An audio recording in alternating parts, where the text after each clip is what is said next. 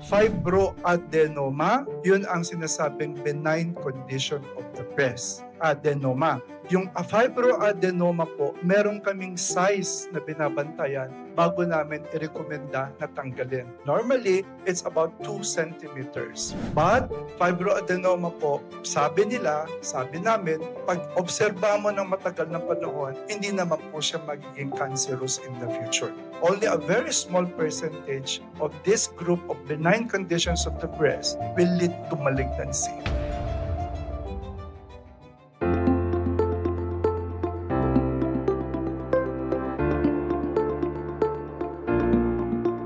Naniniwala ba kayo na pag binayopsi natin ang bukol ay mas lalong makakasama? Kaya hindi totoo. Very good, ma'am, no?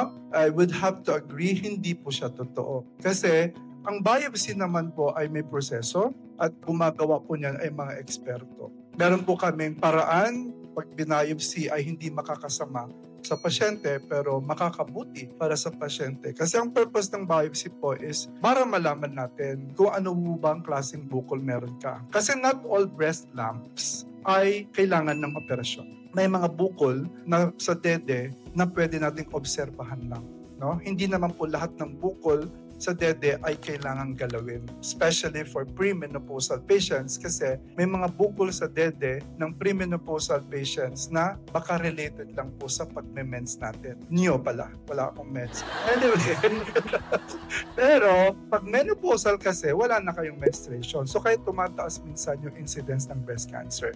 Baka magtataka kayo, saan galing yung estrogen sa mga babae na, Dr. Nils will be able to talk about it, pero yung estrogen kasi itself ang nagkukos ng breast cancer. Tandaan niyo yan. Yung estrogen is ang hormone na galing sa ovaryo na nagkakaroon ng breast cancer isang babae. Masyadong mataas ang level niya, magbe-breast cancer ka.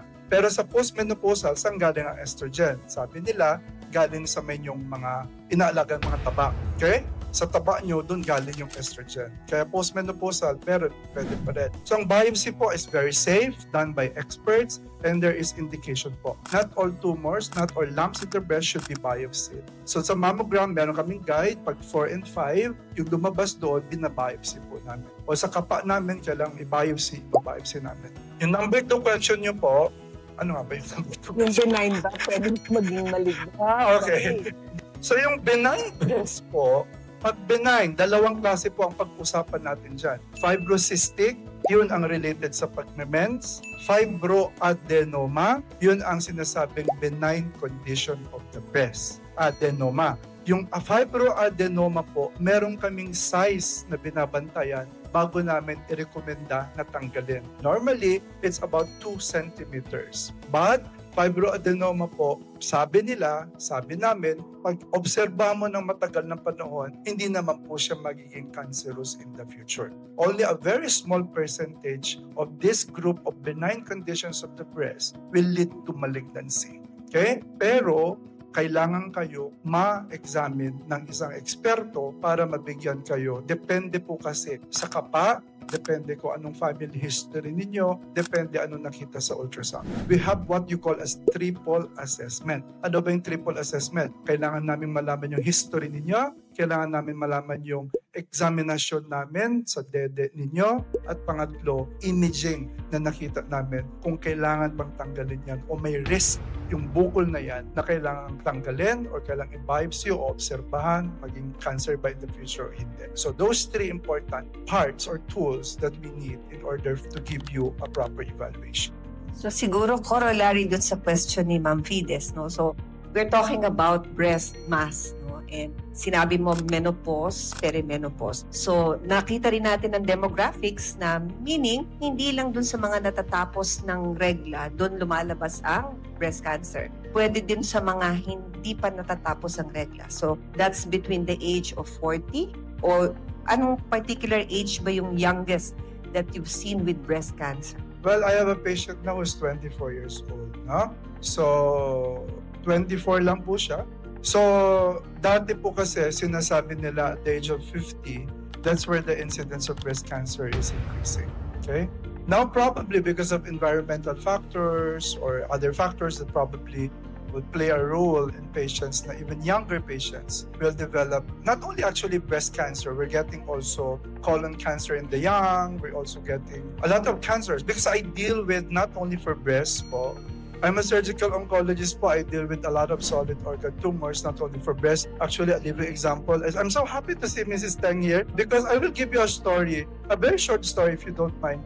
The husband, I can share, ma'am, no? The husband of Mrs. Teng has been to different doctors, okay? It was a very complicated case. It was a case wherein a lot probably decision-making was very important at the time.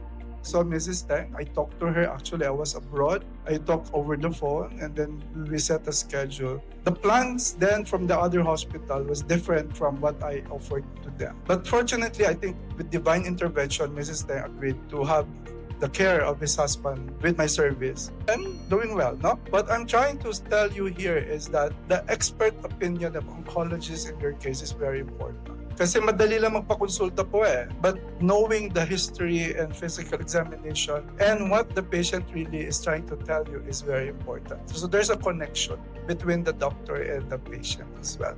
So going back to the question of Dr. Adelara about menopausal, I'm not sure, Dr. Ernest, it was the menopausal average of patients. Would you know? Sa Pilipino, ilan bang menopausal age natin?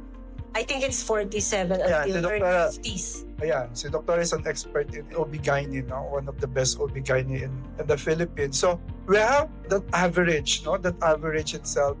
That's why that basis the 50 menopausal mammogram, no? But us talaga in our society, very, very aggressive in terms of screening. Why? Because you will be saved from breast cancer. You can be saved from breast cancer. Because we want to remove that stigma that once you have a cancer, it's the end of everything. It's probably the beginning of something better.